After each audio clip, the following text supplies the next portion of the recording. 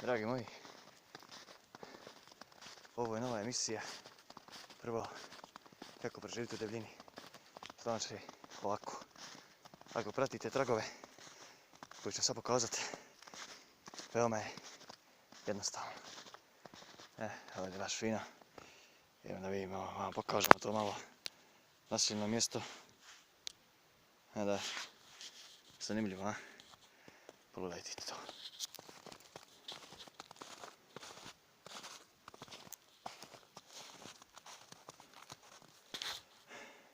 Ovo je mjesto Zagajnica. Ovdje je veoma lijepo doba godine, ali malo više volim kad je ljeto, ali idemo. Ovo su tragovi očito divljači. Da. Da idemo.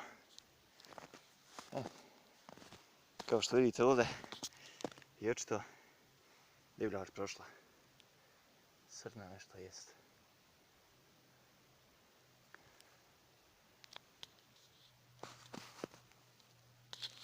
Imamo mnogo tragova. Čeće zima. 200 stepeni. Je sigurno teško. U redu.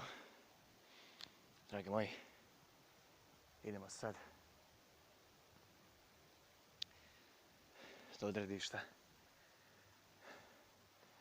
Naravno, još da kažem, ako u slučaju izgubite, samo pratite staze divljače. Ili, na primjer, ako vidite u brdu ove kuće, gore ko što su gore ovo, to znači da je mjesto ima naseljeno.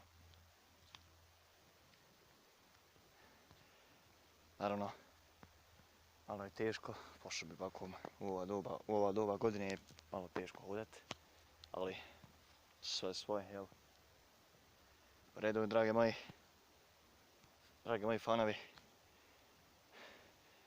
Biće naravno još ovakvih klipova i snimaka.